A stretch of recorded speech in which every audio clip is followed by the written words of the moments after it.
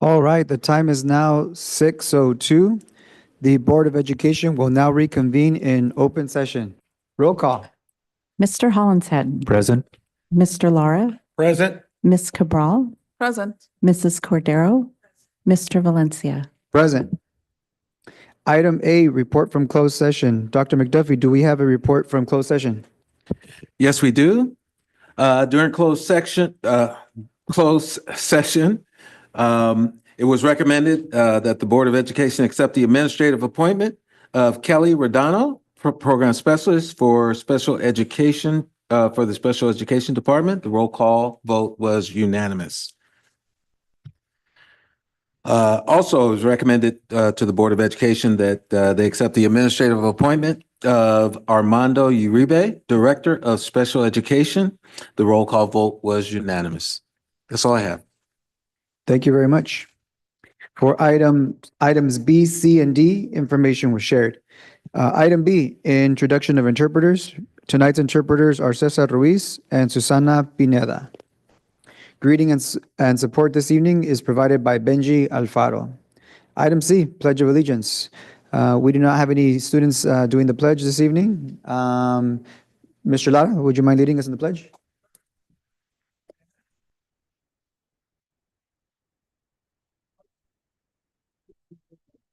I pledge allegiance to the flag of the United States of America and to the republic for which it stands, one nation, under God, indivisible, with liberty and justice for all. Item D, key to the district.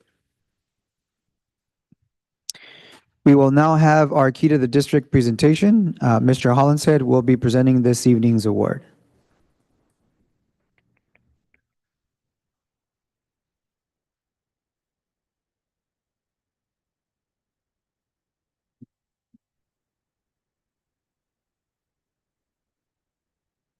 No, that's okay. I don't need him. I was just joking. No, I read without him. Maria knows that. Told you I'd mention you. Okay, for the second time, I get to bestow this award to somebody in our school community. And the first time was a teacher, and this time it's going to be somebody in our classified staff.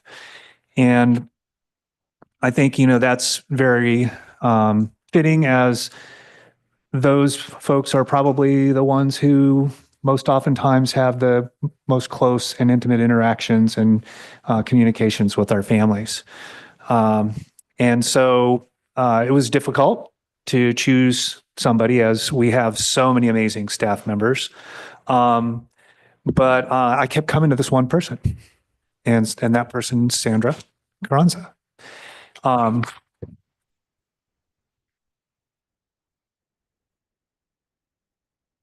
And so Maggie was kind enough to give me a little bit of history, and Sandra started here in 1996 as an instructional aide. Is that correct?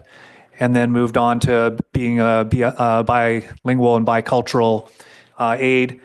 And I perhaps could surmise that this kind of lit a little fire, and she went and got her 3 AA degrees in honors in all of them, and also a BA degree from Chapman.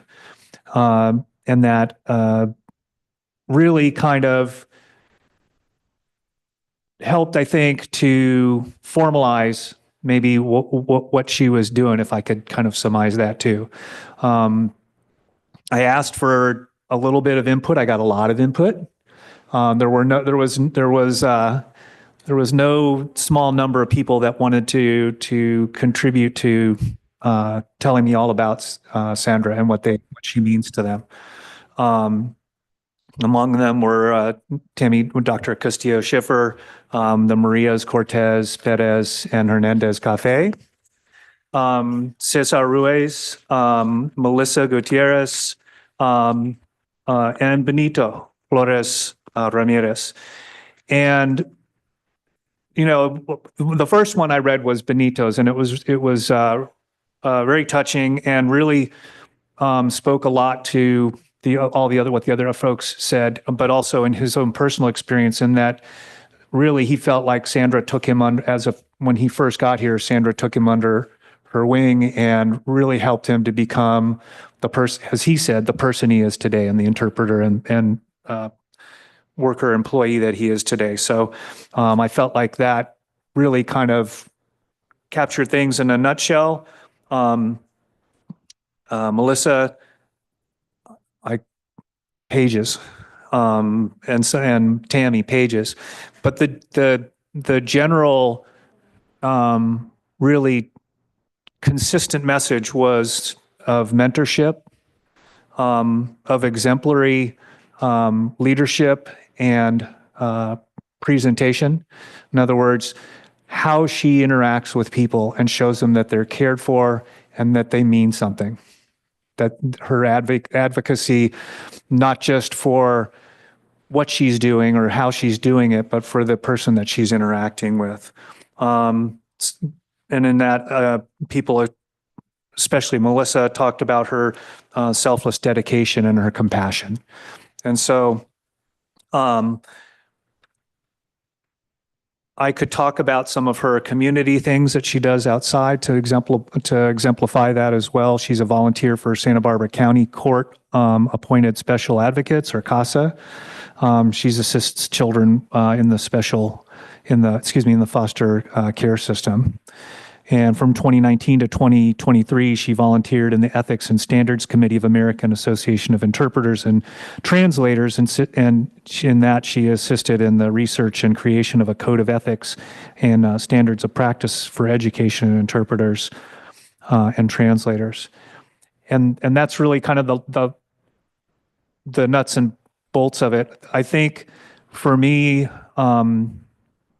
as a parent, and as a board member, being on campuses, as a professional, watching and interacting with interpreters and translators, I think there's, and Maria has worked with, Hernandez Cafe has worked with me quite a bit in that capacity. And there's a nuance between translation, putting something down on a piece of paper and trying to get the message across, and interpreting. And the thing that I see in Sandra and the advocacy that she gives to our families and the things that people addressed is that nuance, right? I can understand what somebody says to me in Spanish, but she tells me what they mean and what their intent is. She can read their body language. She understands them culturally. She understands them language-wise, and she can make that interface for us with the community. And that's invaluable. And we hear about it, but she is a living example of it. And so that's why she's getting the award.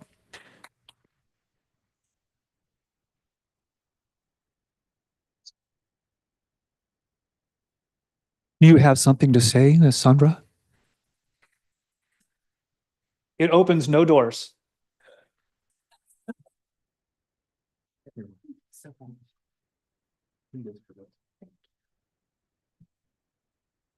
So I'm going to read this because I'm so nervous. I know I will forget.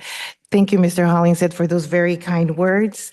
And I also want to thank the board members, Dr. McDuffie and Cabinet. I am very humbled and very honored to be receiving this award. And I also want to thank my family that they're here tonight. I'm blessed and grateful that they're here. I'm grateful my father is here, who just celebrated his 86th birthday.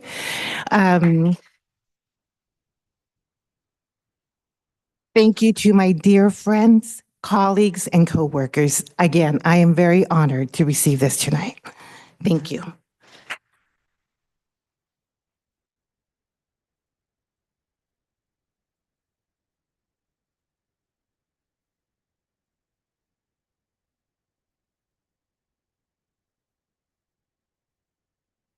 You can bring up any flowers or anything like that. Bring them all, Maria, Melissa, everybody. Come on up. Bring them on up.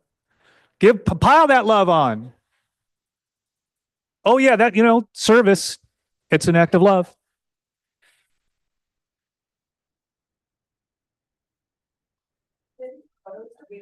Read in the background, but everyone is taking the photos. We're gonna say it with everybody.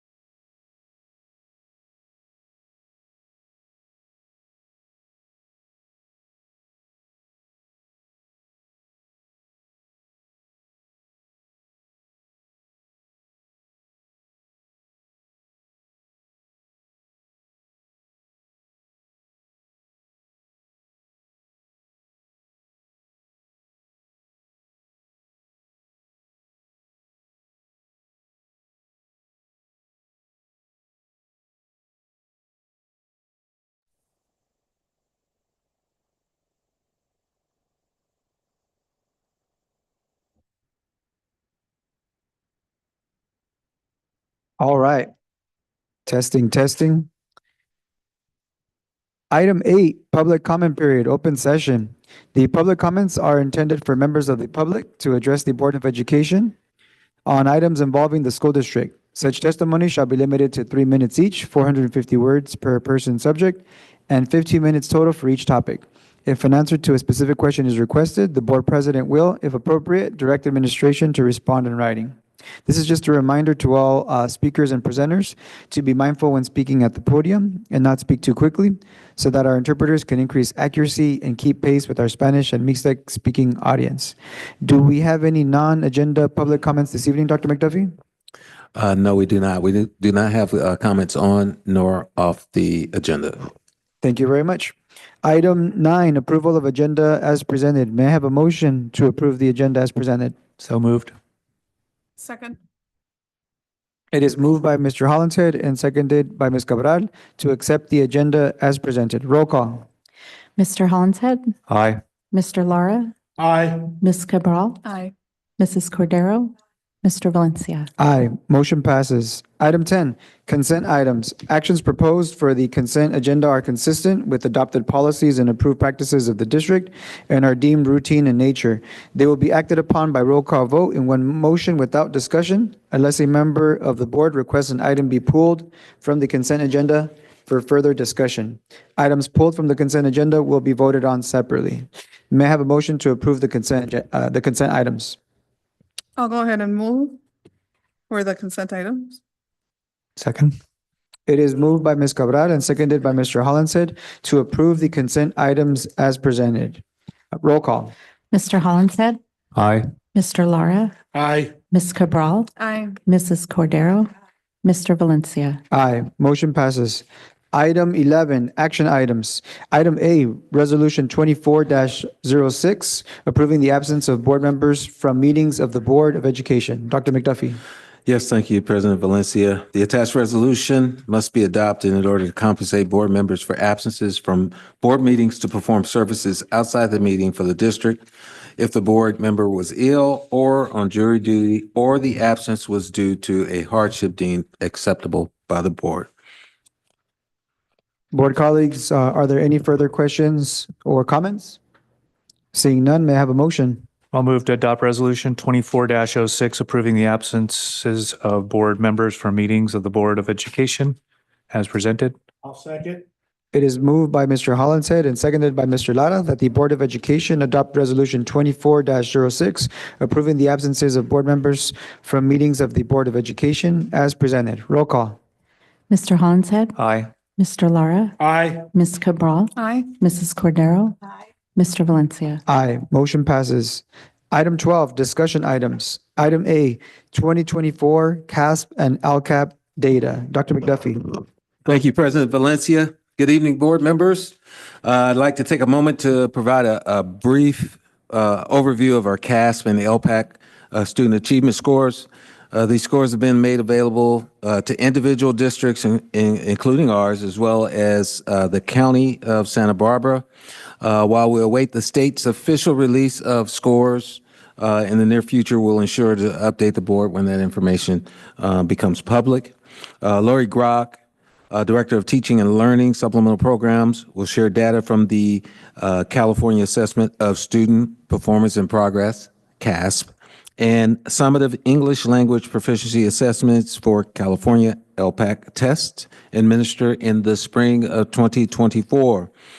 I want to acknowledge Ed Services and Lori Grock and her team as well for their diligence in reviewing the data to determine the necessary next steps as we continue to focus on serving the students here in Santa Maria Bonita School District. At this time, I'd like to introduce Maiju Lo Chung Vu, our Assistant Superintendent of Educational Services, who will, along with her team, provide a more in-depth analysis of the data and our current progress.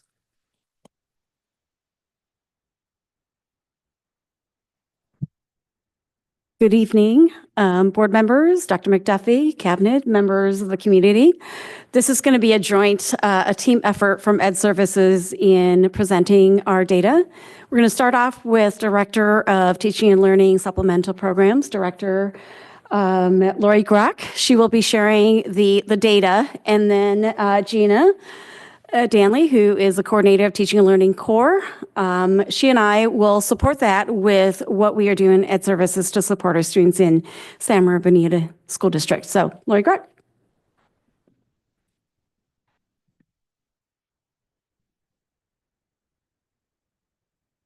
Good evening. It's a pleasure to present our state assessment data for the spring 2024 assessment cycle. So the California Assessment of Student Progress, Performance and Progress is the state testing system, and it includes Smarter Balanced summative assessments in ELA, math, and science, as well as Spanish language. These assessments are given to measure progress, to understand a student's readiness for success in higher grades, college, and career. This is also the data that is used to populate the California dashboard for the entire state. All students in grades 3 through 8 and 11 in the state of California take the SBAC assessments. Some students who need modified assessments for their disabilities take the alternate assessments instead. The SBAC assessments are given completely computer adaptive online. There are no more paper pencil tests, and they are given in April and May. So last year, April and May. So just to remind you, when we look at this data, we are looking at 3 categories of growth or achievement. We start by looking at growth. Did our students move forward from the last time they took this test?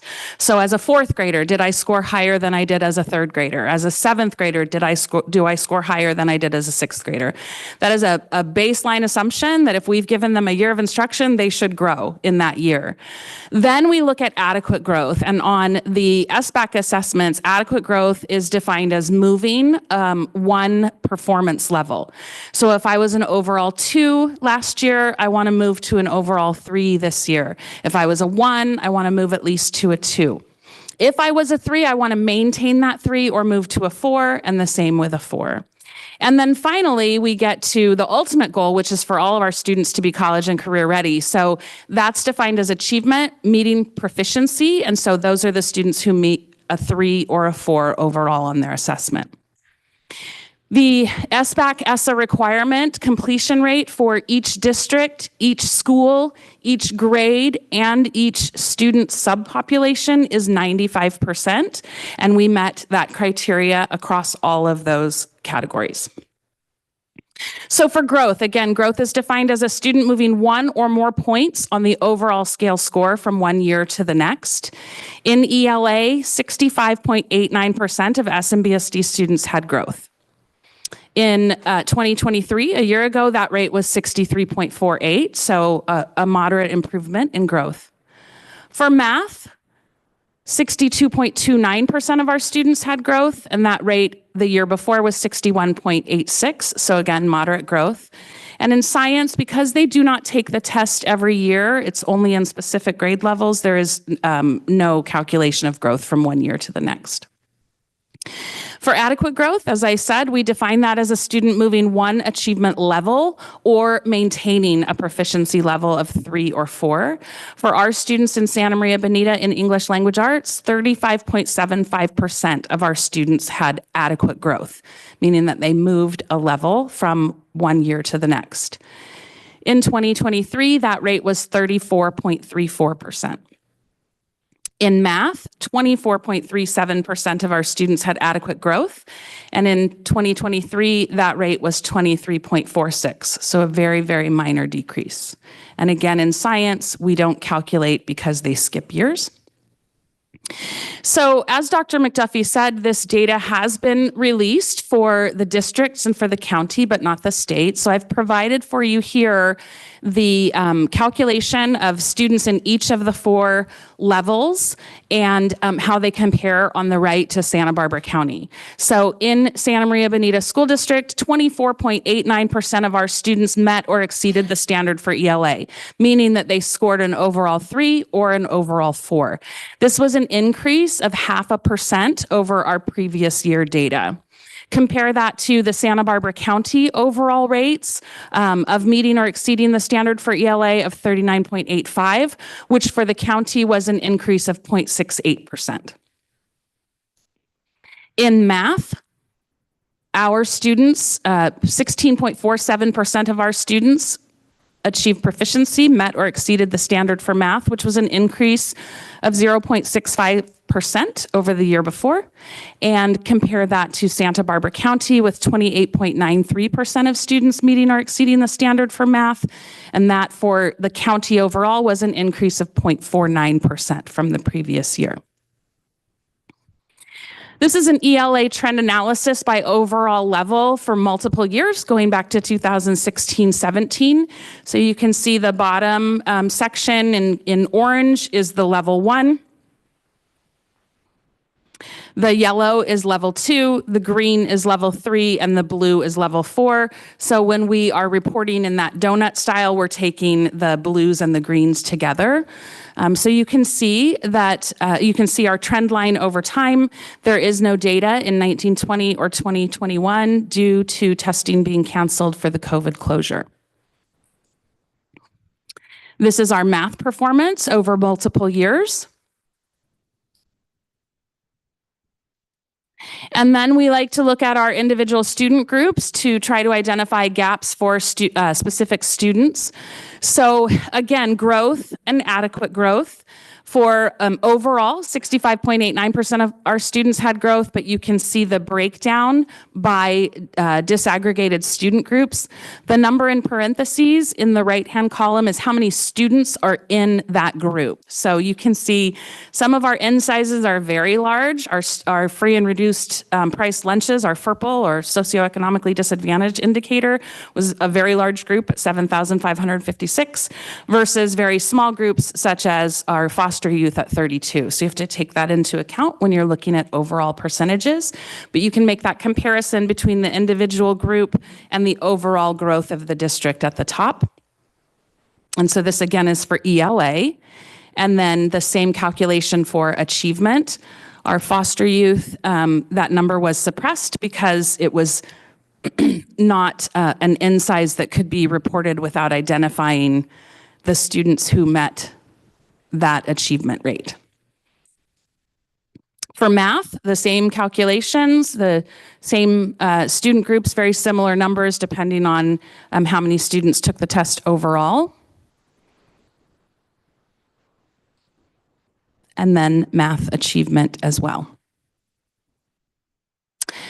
So the board in previous presentations has indicated a keen interest in knowing specifically the answer to the question, how many of our third graders are reading at grade level? So we went ahead and added this data as well. This is specific just to third grade. And you can see on the left is last year's data and on the right is the year before. It's a complicated question. It's not as easy as saying if you are a 3, you're reading at grade level. Many of our students who are level 2 overall may be reading at grade level, but haven't achieved enough of the other goals associated with English language arts, like research skills, that might bring their overall total down. But this is one example. So we know for certain that students in levels 3 and 4 are reading at or above grade level. And so for us in third grade last year, that percentage was 19.35% compared to 18.77% the year before, an increase of just over half a percentage. Another way to look specifically at the reading question is to delve deeper into the third grade data, and each of the assessments in CASP also have areas or domains that are discretely reported on. So I went into the third grade, and actually all of them are on the slide, the reading area of the SBAC. To further confuse things, they don't report it as a level 1, 2, 3, or 4 in the domains or areas. They report it simply as above standard, near standard, or below standard. And so you can see from the description of near standard for reading that these students demonstrate some ability to read closely and analytically to understand a range of informational texts of moderate complexity. So they are close to meeting grade level or are reading at grade level. And that's a pretty significant percentage for third grade. It's almost 60%. So we're happy to provide that information to you as well. And now I'm going to, unless you have questions about the data, technical questions about the data, are there any questions about the data? Okay, so I'm going to turn it over now to Gina Danley, and she's going to focus on what we're doing with this information and how we're responding to the data that we're seeing. So first we'll talk about, good evening. I'll show you a little bit about how we're focusing on math for all of our students. And then we'll look at literacy. So we are in our second year of our math curriculum implementation for kindergarten through fifth grade. That would be in the program called iReady. Its curriculum focuses on learning that is responsive to individual student needs.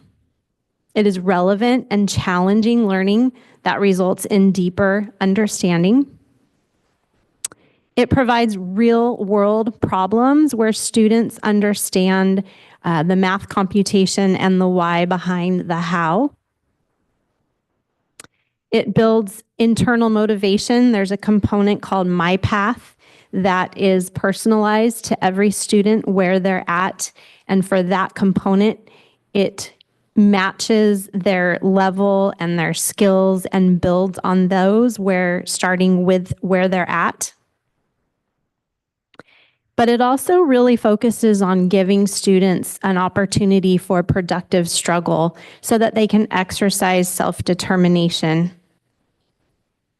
And as far as teacher training is concerned, we have a 3-year training cycle with a gradual release model. So last year was our first year of implementation, so there was a heavy focus on training. This year's our second year, so we're backing off a little bit in providing training for teachers, and next year we'll continue to provide a little bit less of that training for teachers. Now we'll talk about our 6th through 8th grade students and their math curriculum. Their math curriculum is called Mid-School Math. The curriculum focuses on, it has a multidimensional focus where there really is a growth mindset curriculum. So not only are the students calculating and processing and finding solutions, but it's also training them to believe that they can do this math. It is problem-based curriculum, so the units start with a real-world problem that students have to work at and attack as a group to figure out a solution. And there's a really strong focus on the student collaboration. The students are immersed in data and computation, and again, finding that resolution for the problems that they are provided as they start each unit. Again, for teacher training, we have a 3-year teacher training cycle with a gradual release model, this being our second year of those 3 years. To focus on literacy, we have a focus in our district on the science of reading. So I thought I would share with you, what is the science of reading? It is the convergence of evidence, looking at what elements matter and what processes work in literacy instruction to provide models that explain how students learn literacy and why the brain learns in that matter. So we focus on literacy for all students. In the science of reading, we'll focus on all of these areas: phonological awareness, phonics and word recognition, fluency, vocabulary and oral language comprehension, and text comprehension, all of which are highlighted in our foundational skills. For our professional learning that is aligned with the science of reading, we have provided letters training, and letters, for your information, stands for Language Essentials for Teachers of Reading and Spelling. We have had this training implemented at 6 sites, and they're in their year 2. So they started last year and they're in their second year of this training. This year we added 4 sites. So there's 4 sites in their first year of training. What this training looks like is 5 full-day trainings, which include 4 Saturdays. So we do have teachers attending training on Saturdays. But it also includes an application piece where they apply what they're learning to the students, to their classrooms, and that's called the Bridge to Practice. And I would add, in addition to those school sites, we have approximately 65 teachers in the district who do not work at a letters identified site, but have chosen, self-selected to do this learning. So we focus on the science of reading and how it highlights special attention to multilingual learners.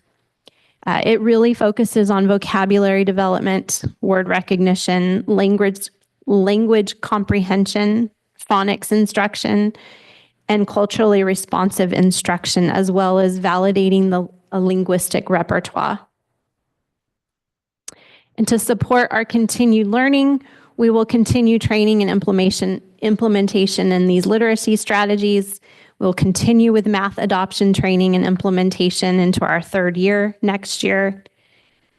We continue to monitor data multiple times a year to focus on student achievement growth and support with professional learning communities growth.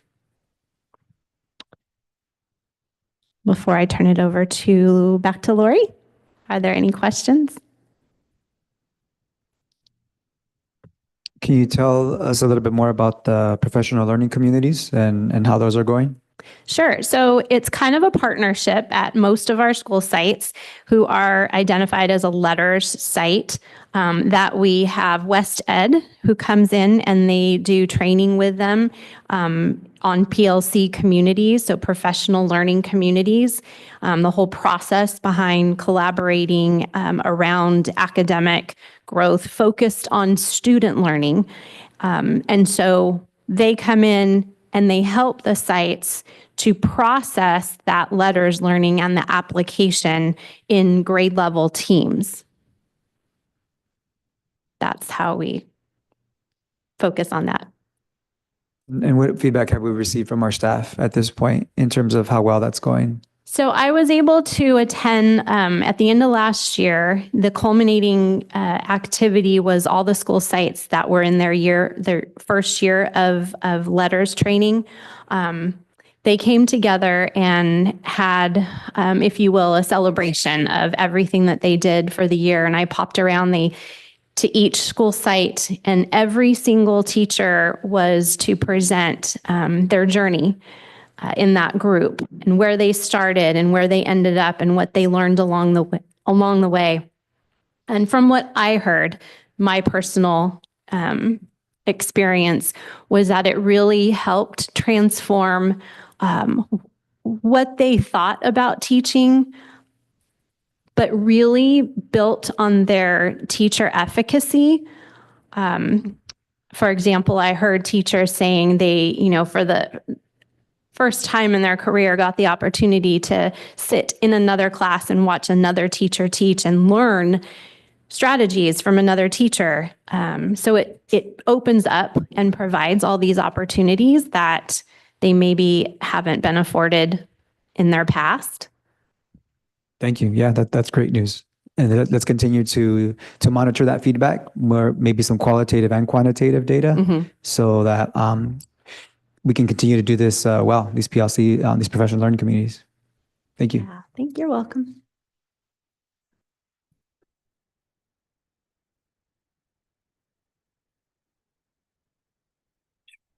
Thank you, Ms. Stanley. So moving on now to the second component of state testing in the spring, which was the English Language Proficiency Assessment for California, also known as the LPAC. So the summative LPAC is California's assessment system used to determine the English language proficiency of students whose primary language is not English. It is given to measure progress, inform placement, determine readiness for reclassification as fluent English proficient, and to ensure that students have the supports that they need before they become fluent English proficient. So all English language learners in grades TK through 12 last year took the LPAC. This year, TK has been taken off of the table by the State Board of Education. So when I come to you next year with our summative LPAC, it will just be K and up, because we're not testing TK with LPAC anymore. This is also a computer-based, but also a one-to-one test. So some of the domains are given with one examiner sitting with one student, asking the question and then recording the rating of their response. And the test is broken into domains. So there's a test for K, for 1, for 2, and then 3rd through 5th take the same test, 6th through 8th take the same test. This test is given beginning February 1st and through May 31st. That one-on-one component takes a long time, so our window for LPAC testing summative in the spring is much larger than our SBAC window. The required rate of completion for LPAC is 100%. Every student who is an English language learner must be tested. We got very close, as you can see, 99.95%. And we have documented for those students who did not finish the test, we've documented the circumstances.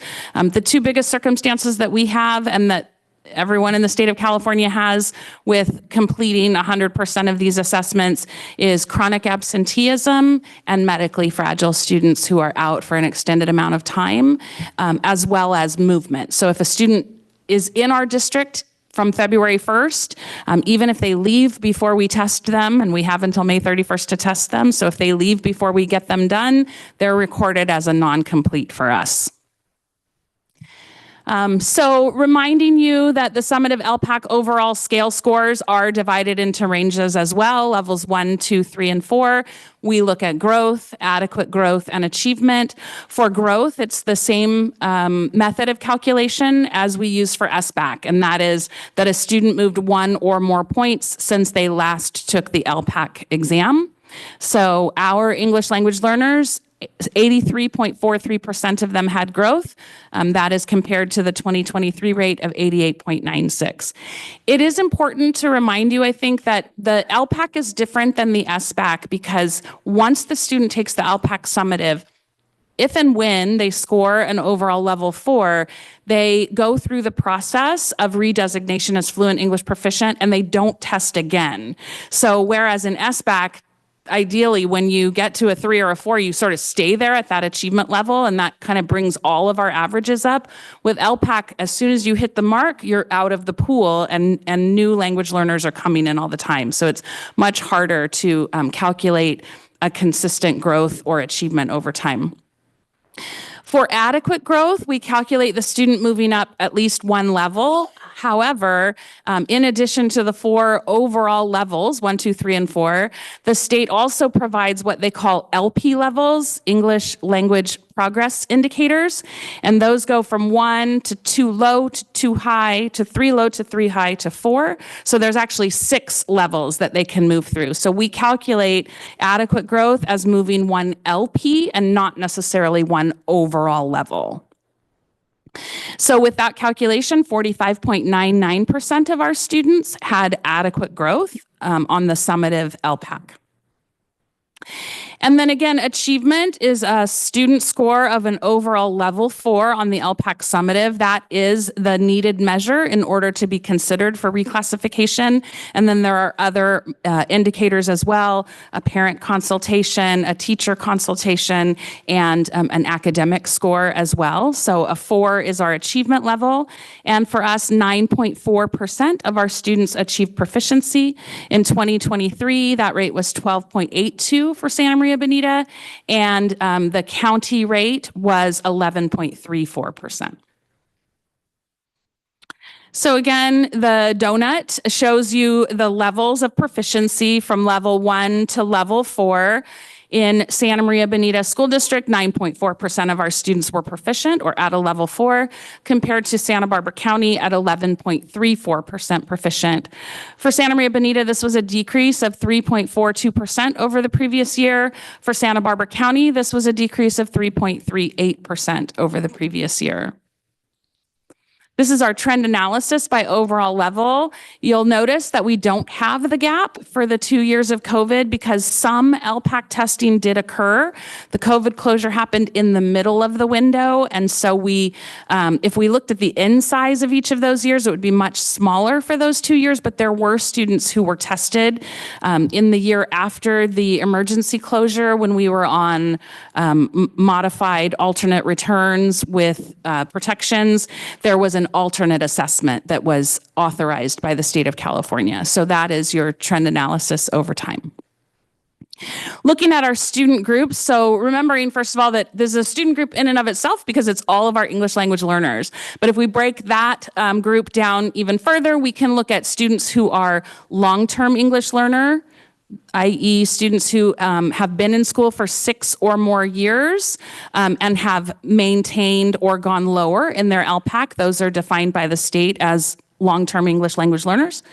At risk of becoming LTEL are students who have been enrolled for 4 or 5 years in U.S. schools and have a previous LPAC of 3 or lower, and then our other groups as well. And you can see our growth and adequate growth for those subgroups compared to all SMBSD ELs at the top. And then for achievement, there's that calculation as well.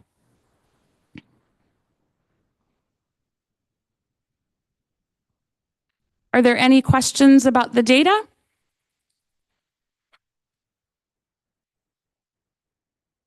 Can you please go back to the slide that has the 9.4 and the 11.34? So in layman's terms, what is this basically telling us? So what this is telling us is that last year with our testing, nearly 10% of our students met the achievement level that they needed to be considered for reclassification. And across the county, that rate was 11.34%. Both Santa Maria Bonita and the county decreased by almost equivalent rates from the previous year. Thank you. Any other questions on the technical data? All right, if not, it is a pleasure to turn the lectern over to Ms. Lo Chung Vu, who will discuss with you what we are doing to respond to this data. Thank you. Good evening again. So I have the privilege of stepping in for our Director of Multilingual Services, Dr. Tammy Castillo-Shifford. If we can clone her, she would be in multiple places.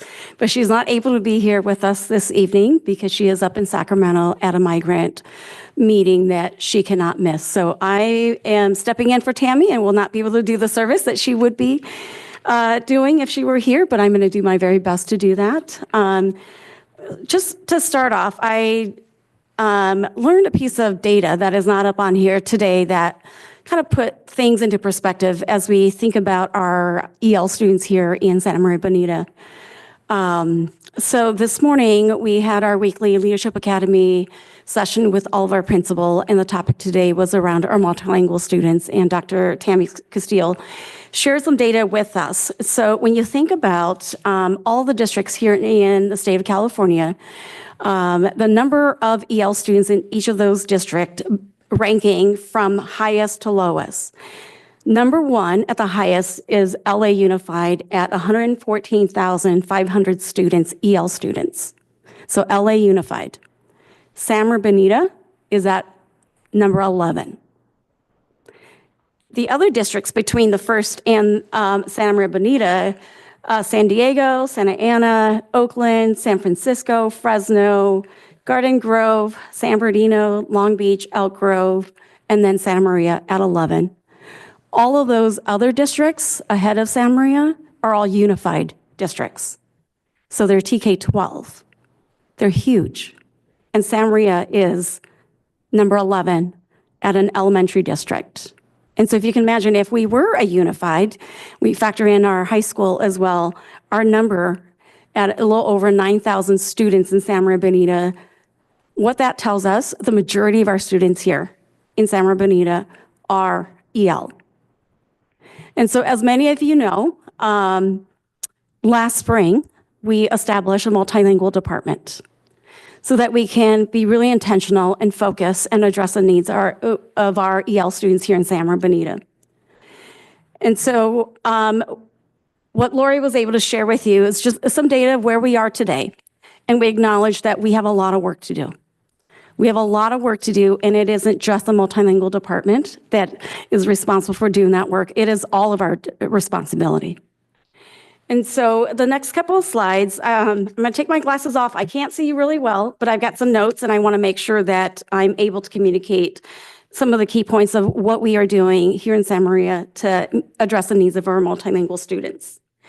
And so through our newly established department, as a district, we support our multilingual learners by valuing their culture and their linguistic strengths and creating inclusive environments that nurture the whole child. School focuses on both academic and socio-emotional needs, engaging families and communities to enhance student success. Instruction prioritizes learning that develops English proficiency and content knowledge using native language supports and scaffolding for accessibility. Leaders at all levels, here at Sousa as down to our buildings, focus on innovative data-driven practice that prepare English learners to discover their passion, exercise self-determination to reach their full potential, because the end goal is college and career readiness. So how are we supporting our multilingual students here in Santa Bonita? Through intentional supports using specific data, student data. So new this year, we are enhancing support for our EL learners by improving data accessibility and intentional professional learning. Our EL coaches assigned to each of our buildings, they have access to a new software platform, which allow them to access current student data. This platform, as we shared information a couple of weeks ago, will take all of our student data from multiple platforms into one single platform where our teachers as well as our ELD coaches can have current data that will help inform coaching cycles, setting goals, and tracking new EL enrollments, as well as monitoring reclassification students. We recently re-engaged with Santa Barbara County through a partnership, Train the Trainer program. This program emphasizes research-based instructional routines to improve literacy and speaking skills, which will be included in our teacher and coaching training. Santa Bonita is also enhancing support for our newcomers. We're expanding newcomer sections at some of our sites. We're also increasing after-school and Saturday school programs for our EL students and our migrant students. We are developing and creating partnerships to address academic needs, celebrate student strengths, and build community connections. We're also allowing students to share their stories to improve academic and social support. Out of our offices, we're also updating ELD pacing guides using teacher feedback to make classroom time more effective for our EL learners. And because we've established this new department, the multilingual department, and if you recall, that was under Teaching and Learning Core last year. So by separating, we're being really intentional in making sure that we are strengthening that collaboration through improving collaboration, ensuring language supports help students engage with the core curriculum, because we can't talk math literacy or any of the other content area without addressing the language needs of our students, keeping in mind that the majority of our students in Santa Bonita are EL learners. Our families, we can't forget our families, and our families are part of this equation on how we're going to address the needs of our students, our EL students. We are expanding data sharing, where we are giving parents test results to help them track their child's progress and have meaningful discussions with school staff. We also have new family resources for our families, providing them with videos, in-person, and virtual sessions to educate families about the LPAC and share strategies for supporting language practice at home. We are refining our parent education program where we are taking feedbacks from our family, making sure that we are addressing the needs of our parents and helping our parents address the language needs outside of the school day. Continuing to support our language learners, we are implementing strategies to support and celebrate students' native language and cultures, promoting linguistic and cultural diversity in all of our programs, not just in the DLI program.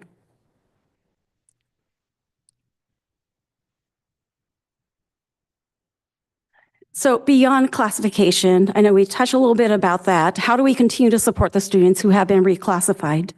We're encouraging student participation through culturally relevant activities and linked to college and career development.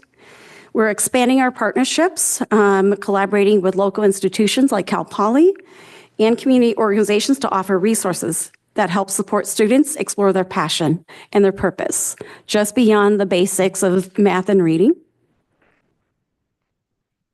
To summarize what we are doing in Ed Services or as a district in support of our EL learners, we are using personalized data to target assistance, improving tools and strategies for language development, strengthening community partnerships, as well as engaging our families to improve student achievement, providing more opportunities for students to celebrate their language and culture, and increasing partnership with community organizations for additional support and opportunity.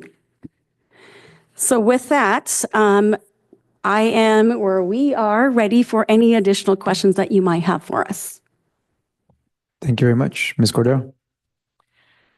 I see a lot of reference to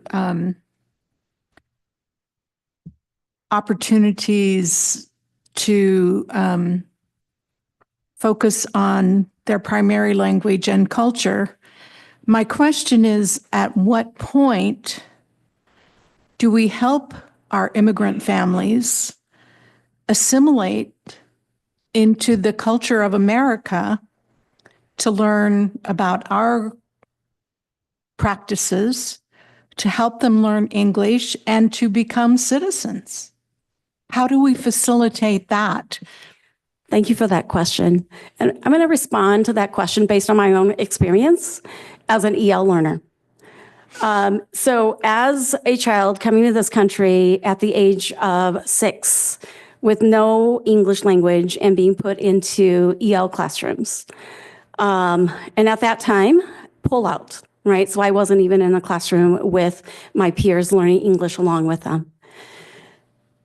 But from, as a person of color, as someone where English is my second language, it was so important for my family and important for me. And as an adult, as I reflect on my own educational experience, being validated and also having a strong identity of who I am, because my peers I don't look like my peers. Being able to speak my own language, knowing where my history, where I come from, being grounded in that helps me show up in school, gives me confidence in learning. And so yes, we've called out opportunities for supporting our multilingual learners through their native language. How do we help support, identify, and solidify their identity while also teaching them the importance of learning how to speak, read, and write in English and navigate our system, because our systems are not built for our students. So it's not an either or. From my experience, it's how do we help our families and our students be grounded in who they are, in their language, their culture, so that they can show up with confidence to be able to be in an emotional place to be able to learn the English language that I know our teachers in San Bernardino are working really hard in support of that. In addressing your question regarding becoming a U.S. citizen, I think it's not just a San Bernardino message or responsibility. I think it's a larger community. I don't want to call it an issue, but I think it is a community effort in educating the importance of what it means to become an American citizen and the opportunities that afford us as American citizens and the rights that we have in voting. because the people who are voted into offices are the people who are making laws that will impact us. And so I think it's education on our part, as well as a community, to make sure that our immigrant families understand the importance of what it means to become an American citizen.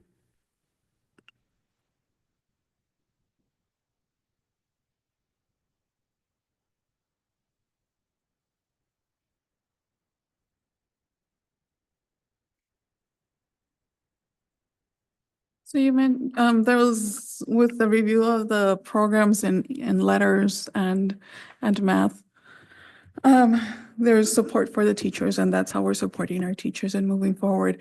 How are we supporting our teachers or providing them resources in cultivating the whole child and cultural learning? Mhm. That is a great question, because as I entering year 2 here in Santa Bonita, a large focus of the professional learning that we provide for our teachers are very content driven, and recognizing that that is a gap. That is a gap because of who are the students that are in front of us. And so that is one of our priorities. It's conversations that we are having in Ed Services.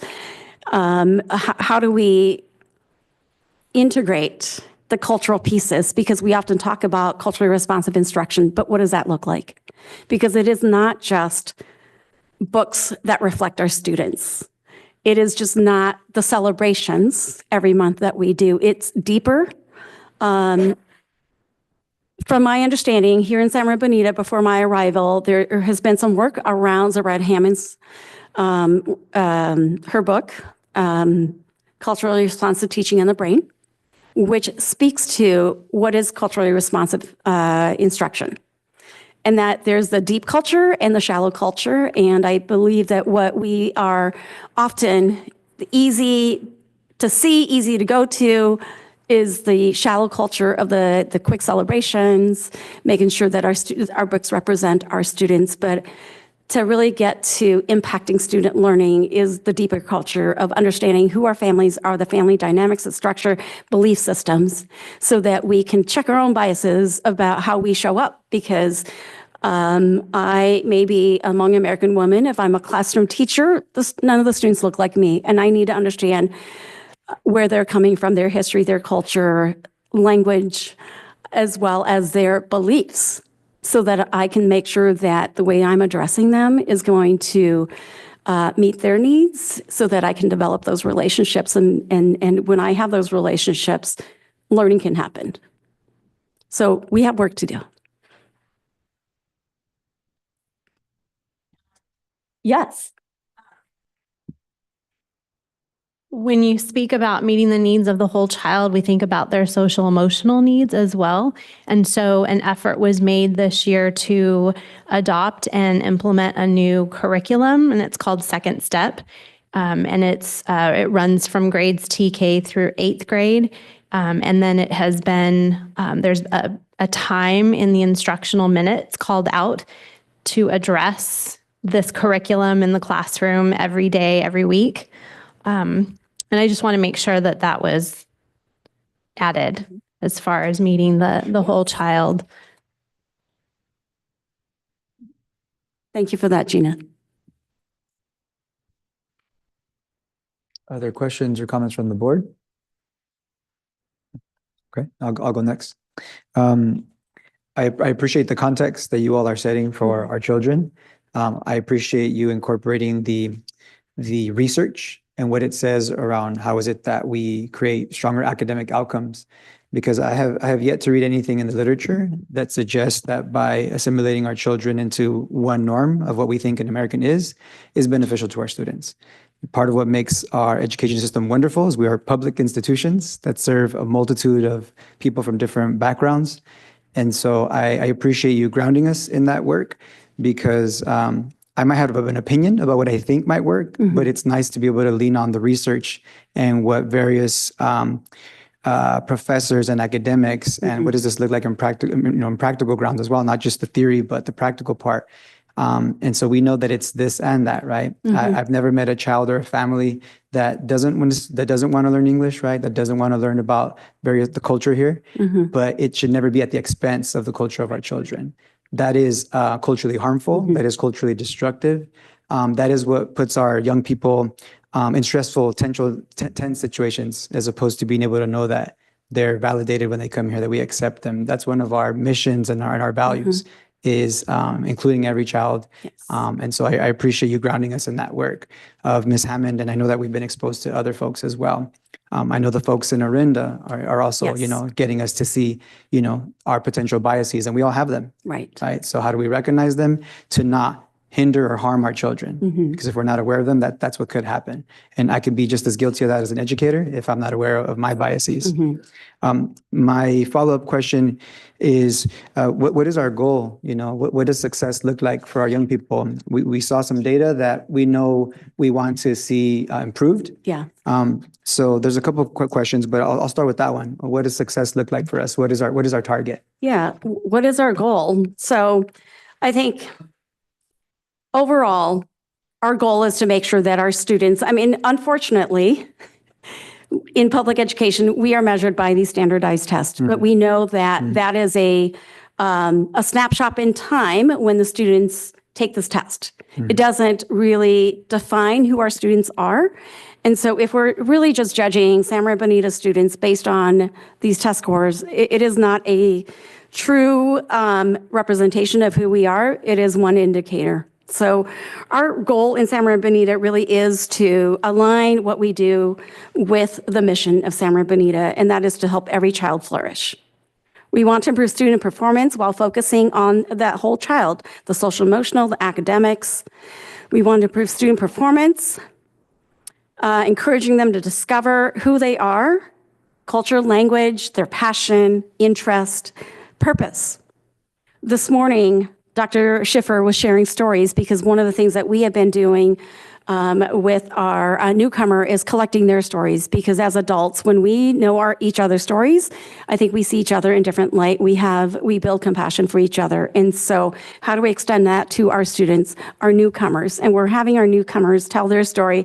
And as Dr. Schiffer was telling the stories of these 7, 8, 14-year-olds, I'm sitting there thinking, oh my goodness, these kids new to this country don't speak a word of language, but they have dreams. And they have aspirations. They want something for themselves, for their future, right? And so that part of our job is how do we cultivate that? How do we nourish that so that they can thrive here in San Maria Bonita? So really, we aim to create that inclusive environment where students can fully engage and feel welcome so that they are confident. We want to involve our families in the process, involve our community partners in supporting our staff as well as our students, because this isn't just this district's job. It is all of our job, right? Even as board members, all of us, it is our goal to make sure that our students are thriving. And what does success look like? I think it's really different. It's not a test course, is what I can tell you. It's not these test scores, is when our students can show up every day happy and engaging, and there's learning happening in the classroom, is how we would define success in this district, not by a one-snap test score that is administered in the spring. I also appreciate that as well, that we don't look at our child as a number, right? And also acknowledging the fact that unfortunately the harsh reality of education, right, is we are unfortunately often judged, right, by these numbers. It's sort of like a rough analogy would be a DMV, right? We have to meet certain minimums, right, to be able to drive. And if we don't meet those minimums, then we cannot drive. Similar with our students, right? If they're not getting certain scores sometimes on these tests, whether it's AP tests, right, then they're not getting the credit, right? And so if they are not reading at grade level, what is the likelihood of them struggling, in high school? So that's the reason why I think it's so important to not judge our youth by this number, but also to indeed pay attention to it, to know how we can change it. So in the spirit of that, my question is what are some of the root causes that are hindering our ability to at least get at an average score, right? We saw that the county is ahead of us in terms of the average scores. So what are the root causes that are getting in the way of that for us? Yeah. I think to get to the root cause, and I will be honest and say, I can't stand here and say, here's the root cause, because I think we need to dig deeper into our data to really identify where some of those gaps are. but I can make a lot of assumptions on what some of those root causes are, right? Language, biases, culture. And part of the work with Orenda through this study is to also help us understand those artificial barriers that as an institution that we create systems that may artificially be barriers to our students in terms of accessing learning or resources available to them. But I think part of what we need to do is really digging deep, identify where those gaps are, and then how do we respond in terms of fulfilling or meeting those gaps so that we can help our students achieve here in San Benito. So more work on our part to do in terms of getting to a better understanding of what some of those causes are. Thank you. Thank you very much. Mhm. Yeah, Mr. Hollinshead. Yeah, I keep looking back at, I've got a whole compendium of things written down here, but on focus on literacy, and thinking about the integration of that. I think part of it too is keeping kids engaged in things that give them passion to actually engage in reading, right? Yes. But one of the things that I keep also thinking about is yes, we're doing summative testing, maybe some formative assessments throughout the year, and we've done some disaggregation.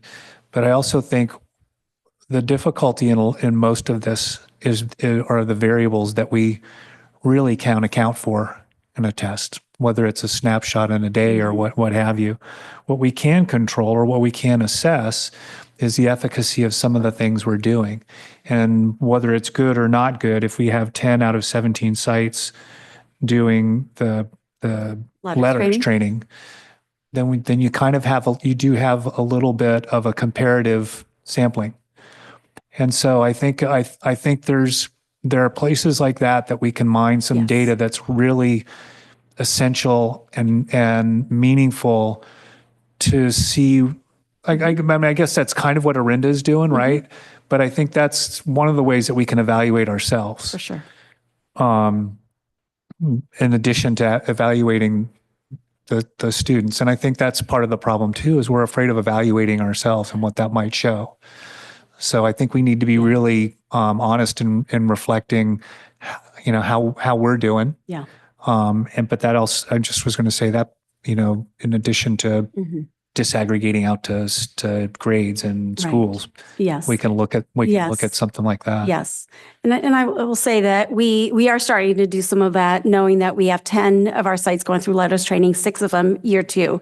Right. And maybe after Lori, maybe Gina can speak a little bit to some of the noticings that we are seeing with some of our literacy, because it is not the one snapshot in time data, but this is more some anecdotal from our teachers who are going through this letter training, what they are seeing in their own practice and what they're seeing improvements with their students, and then what the focus on literacy and how that is impacting the math scores. Not what you saw today, but just more the progress monitoring that's happening through iReady. I appreciate the call out and the request for disaggregation that way. I will point out to you that in your executive summaries, and you have one for CASP and LPAC, you get one for every district-wide or state assessment that we do. We are disaggregating the data by letters year 1, letters year 2, West Ed year 1, and West Ed year 2. Okay. And so obviously at the point of testing last year, we were just sort of starting to hit the ground on letters year 1, and letters year 2 hadn't done any of that. And so we hope to continue to see that trend analysis so that we know if the program does have the impact that we're expecting. So I would just call your attention to that is one of the disaggregations that we provide to you in the executive summary, and we will continue to do so. Right. And I just wanted to make note of that, because I think too, we can also look at that data longitudinally over the course of several years and see what the trajectory of those particular students is too, because it's really not just about 1 year or maybe 2. It's what trajectory are we sending them on? And is that trajectory holding? Yeah. So I appreciate that. Just to speak to some of the anecdotal observations that we have made and comments that we've heard about the impact that this letters learning has had. I know last year we had a meeting, it was a collaboration between administrators and site coaches, and they really dug deep into their iReady diagnostic results. So they take diagnostic a couple of times a year. And we had iReady professionals here, so many of them here that there was 1 to 2 sites. So they had somebody from the company sitting with them, looking at it and interpreting it. What does it mean? But I was sitting back looking at the school data, the district data, sorry, and the sites at that point in time on that one diagnostic measure that are embedded in the letters training had higher numbers than the other sites. And so I can't say that that is a direct correlation to the letters training and learning. It could be happenstance, but there's just that. And then I think about also, in addition to all the letters training, the sites, the 6 and the 4 that you hear about, part of the grant money was also used to encourage our own teachers to obtain a reading and literacy master's. And so I think we had about 20 in the first year and 20 the second year. So there's that learning that can contribute to the school environment and culture in years to come, because they're still studying and completing that work. And then you have the addition of the RTI teachers at every site as well, who are digging into focusing on the lowest performing 5%, ideally, of every grade level. So there's work being done there as well, not just at letter sites, but at all of them. Can I ask you one more question, Lori? Did I see something that SBAC there's going to be a science SBAC year to year with the same comparative assessment? No, I believe that what you saw is that the SBAC science assessment will now become part of the California dashboard. Yeah. And it will have an impact on the colors and the 5x5 grid that every school and district has. So currently it is math, language arts, LPAC, and chronic absenteeism rates. And so they're adding the science component as well to become part of that overall calculation of an LEA's performance. Okay, because I wasn't sure if it was the made progress, all that adequate stuff. Yeah, it'll be the same 5x5 grid with the colors. For science, there will be one, and we'll get a little donut for science, like we had for ELA and math. And then also it will start to impact the LEA's overall color rating, because it will be another piece of the calculation. And the reason I ask is because, the way we do science now is kind of, I don't know how to describe it, haphazard. We don't do it regularly on an annual basis. And so will that then hold if they're doing an SBAC assessment? Or if that's part of the dashboard, or will it just appear the way it does now, like whatever the years are? I haven't heard any conversation at the state level on increasing the number of grade levels that are tested in science. So I don't think that it'll be like 3rd through 12th grade like SBAC is. I do want to call out, we teach science pretty regularly. We have a pacing guide. We have an adopted curriculum, and that pacing guide is for all grade levels, not just the grade levels that are tested. We also have the NWEA science component that is available at all grade levels. And so we might, as a district, with input from teachers and administrators, we might decide to ramp that up and do more interim testing using our own district assessment of MAP growth in science. But I haven't heard anything from the state level that they're going to increase the number of required grade levels to test. Okay, cool. Just curious. Thank you. Thank you. Anything? Something that I noticed in the data that appeared to be a bright spot was when it came to our dual immersion students, dual language immersion. I noticed that some of the percentages were higher. Mhm. Is that something that you all explored or looked at? Because I know that that's a major cause of when I speak to our families in the community, they want to see an increase in that. And I know that we're slowly but surely doing that, mostly at Jimenez. So can you speak to that a little bit? Yeah, more work for us to do there. That was the bright spot that I also noticed as well. And so I think it's just for us, it's how do we pay attention to what is happening there? And then how do we replicate that as we several months ago had conversations around expanding DLI here in Santa Bonita, because based on that research, when the student know his or her language and grounded in their identity, they show up more confident and they learn better, right? So student achievement goes up. And so we're seeing some of that bright spot over at Jimenez, and it's something for us to continue to monitor and pay attention to. Thank you.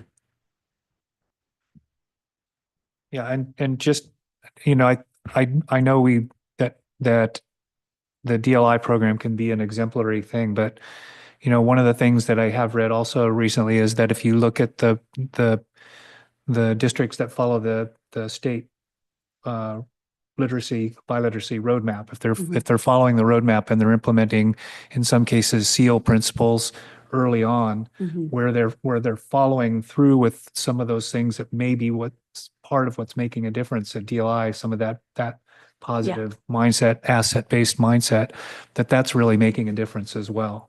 So I think those are some of the things we can do without an implementation of or starting of another program. Yes. And we are in the multilingual department, we are looking at the California roadmap and making plans on how do we then bring that forward to our principals as well. It's just observation in that there are people who know about the roadmap and there are people who don't know about the roadmap. And so what we are doing in Leadership Academy is doing some level setting to make sure that as leaders, we're all operating from the same place. Thank you very much. Any other questions or comments from the board? Okay. Seeing no further questions or comments, the Board of Education acknowledge receipt of the Teaching and Learning Supplemental Programs CASP and ALPAC data as presented. Thank you very much. Item 13, new business. Are there any new business items that the board wishes to recommend? Yes, Mr. Hansen. Really just a point of clarification, Dr. McDuffie, the governance calendar, is there anything that's been added to that or newly added to it, or has it stayed unchanged? I don't know. Okay. So I'm not going to say no. That's a living document. Yeah. And I'm not sure whether we've added anything from our last. But do you all have access to the governor's calendar? You should all have access. Whenever you send us a link, I'll resend it in our weekly update, and then I'll work with cabinet in regards to our follow-ups to make sure that if there's anything that needs to get onto the governor's calendar, maybe to highlight those for you guys to be able to see. Awesome. Thank you. Anything for anybody else? Okay.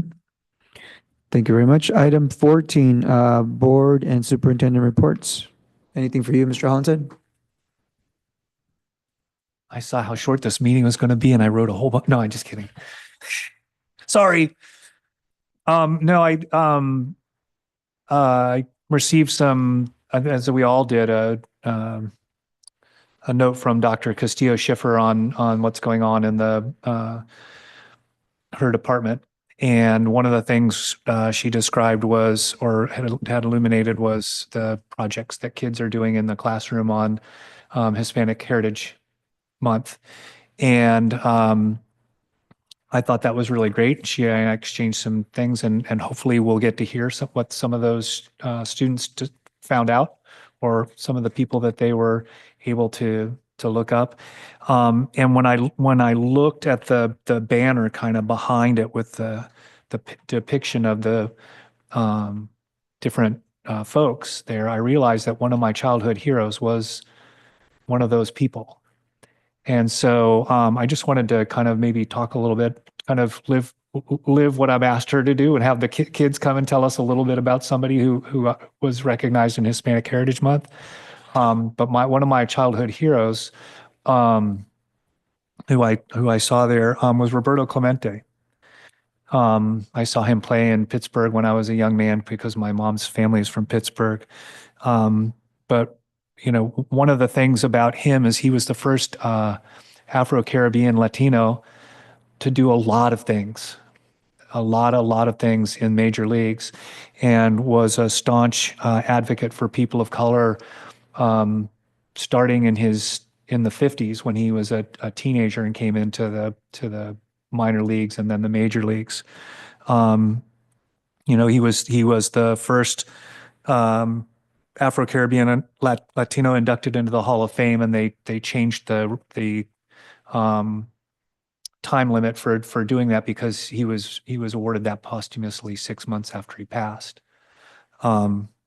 He was the first MVP in 1966 of Afro-Caribbean Latino descent.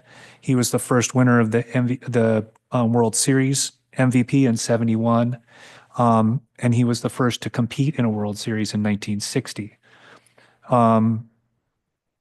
And so I knew all those things, for the most part, about Roberto Clemente, because when you're a kid and you're a fan and you see somebody who you admire, the tenacity with which they played. Vin Scully said that his arm was so strong that he could field the ball in New York and throw a guy out in Pennsylvania.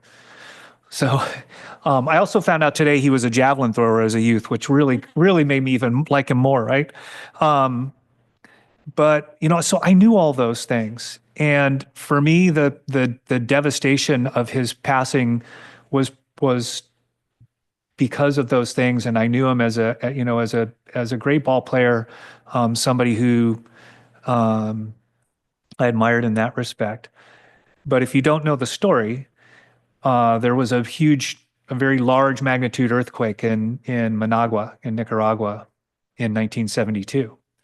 And there were several thousand people that died. And one of the things that he had done throughout his lifetime was give food, sporting equipment, lessons all throughout the Caribbean to different islands in need. And he saw this need in Managua.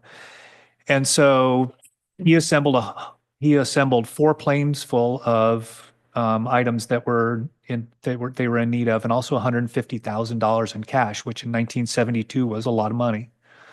And so the first 3 planes that made it to Nicaragua, the Somosan government took them and took all the things for themselves. And so Roberto Clemente, being Roberto Clemente, thought, well, if I go, maybe they'll listen and maybe they'll let the people get what they need to get. And so he piled into a plane, a DC-7, that was more than 2 tons overloaded with food and things of that nature, and also was down 2 crew people. And they proceeded to take off from the area he was from in Puerto Rico and crash in the ocean, and his body was never recovered. But to me, that was emblematic of who this guy was. And this was the devastation that most people who loved him at that time, what really brought to light what a impressive human he was. And so the MLB Humanitarian Award is named after him, and it's for character, community, and contributions. And so I just wanted to reflect on that during Hispanic Heritage Month as somebody who transcended that he was an Afro-Caribbean Latino and met a little kid from Florida's ideals and gave me something to aspire to. He did a lot of other things in advocacy for in the name of Hispanics, as far as his language, insisting on being Roberto instead of Bob. They tried to Anglicanize his name quite often. But I just wanted to reflect on that, because that's somebody who's made an impact on the world, and that's maybe somebody outside the who we always think of. So that's my report as it is. Thank you very much, Mr. Hollinshead.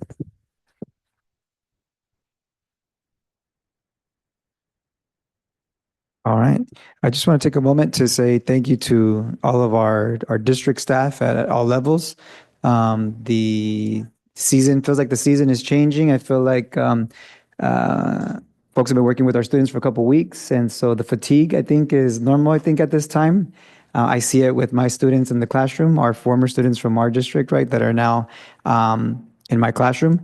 And so I just want to, continue to remind our staff that as we teach our young people about mental health and social emotional wellness, that we also, take the time for ourselves to do the same, so that we take the time to fill our cup with our families and our friends. This work in education is definitely a marathon.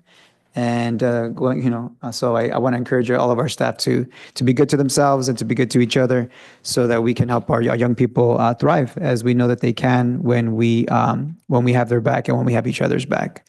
So I just want to thank everyone. I want to connect also to, at the last board meeting, we were asking about our relationship with the PCPA here locally, and they actually just had a play related to Latinos in baseball. And so it was really, really cool, because one of the lines that they said in that play, or it was a reading, I believe, it says, "Talent is universal, opportunity is not." And so it was alluding to the fact that oftentimes, whether it's sports or whatever industry, when diverse communities are given a chance to thrive, right, and to show what they got, then we thrive. But when we limit that, we all end up, feeling the effects. Another example of that would be the Negro Leagues, right?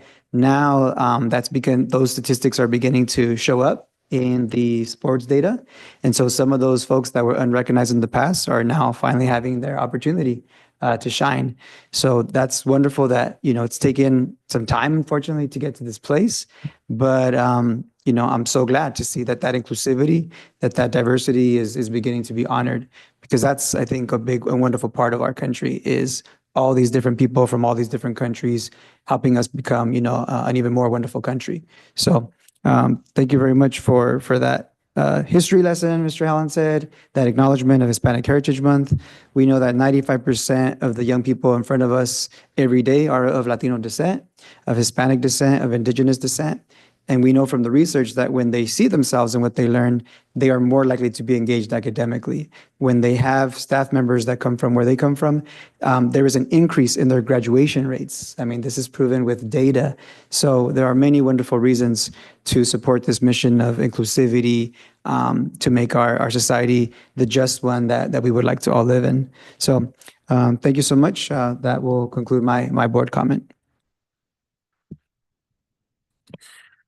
Thank you, President Valencia and board members. As we close, I want to, first of all, give a shout out and thanks to the collaboration that happens between Maggie White, our public information officer, and our digital media specialist, Sasha Hernandez. You can see the agenda here.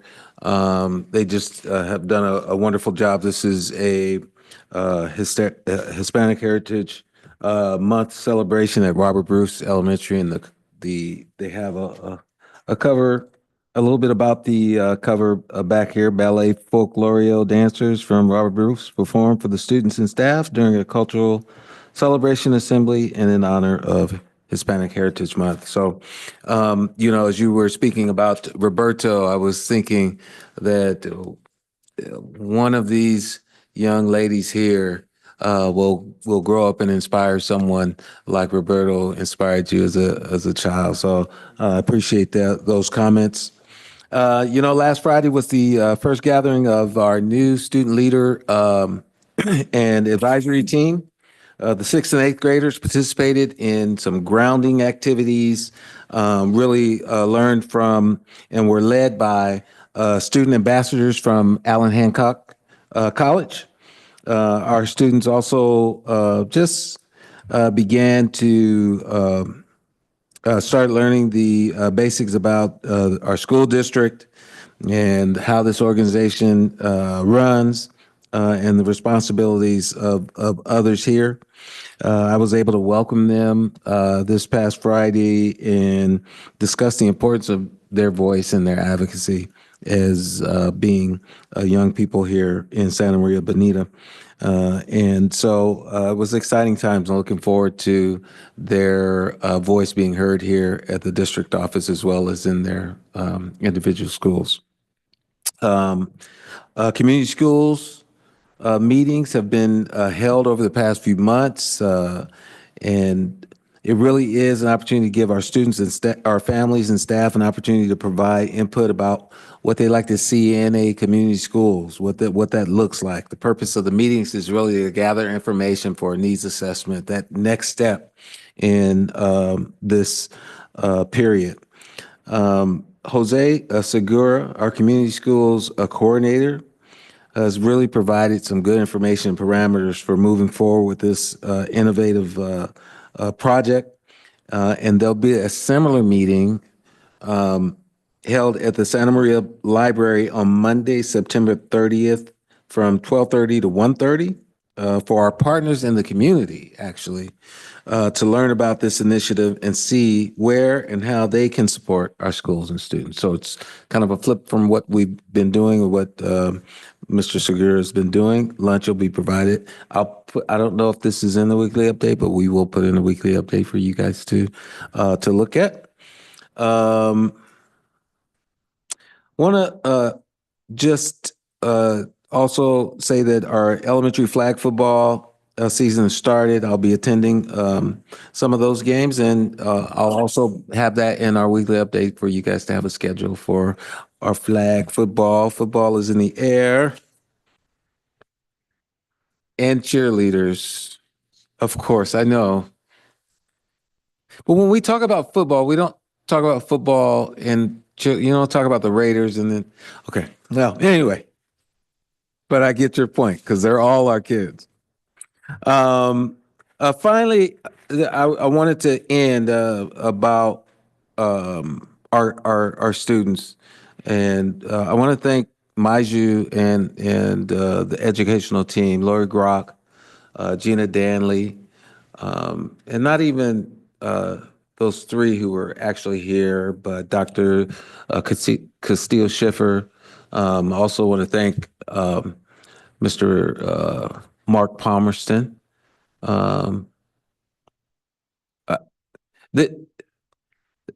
I've seen a difference in how we work together, and I really appreciate how that. Sam Humphrey, I see you. How we begin to unify, and it showed in the presentation as well. You know, as we talk about our test scores and all the different components that were spoken of tonight, I want to remind us that we keep our eyes on the prize. And for me, that is that we ensure that every student in this district flourish, discovering their passion and purpose, exercise their self-determination, and develop the skills to reach their maximum potential. And we want to continue to foster a sense of belonging, a positive culture, stay consistent with our beliefs, and put systems in place that are best for our kids and their academic growth. Our students have been growing, but not we want them to grow at a greater rate than what they're doing now. And this means taking a hard look at our systems and the way we've done things, but also having laser-like focus based upon what our mission is. I want to acknowledge that, you know, this trend has not just been over the past several years. You know, you see you kind of a uptick and then a downtick, if that's a word, and then uptick again, and you know it kind of goes with the other counties in the state as well. It's you know, when you have 75% of your students that aren't meeting proficiency, And then you have 65 students, 65% of students not meeting proficiency in the state of California. It's not anything to brag about. Like, oh, I got 65% of students not meeting proficiency. That's something that I acknowledge, that we have to do a better job. We've had the pandemic.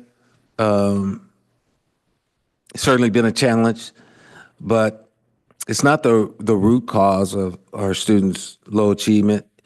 I just don't want to accept that or have us accept that as our fate. It is not our fate. We make the adjustments, and we have to be committed to finding ways to inspire growth, elevate student learning, and really fulfill the promise of our mission. All the other things are byproducts of us doing that. I want to thank the teachers because particularly when we talk about testing and we talk about scores, teachers are the hardest working individuals anywhere. They have been. When I was teaching, I was. And they don't get a lot of resources. And many times, there's a disconnect between what's going on in the classroom and what we're saying out in the world about teachers. So I just want to thank them for their frontline, in the trenches work that they do every single day because our students are progressing.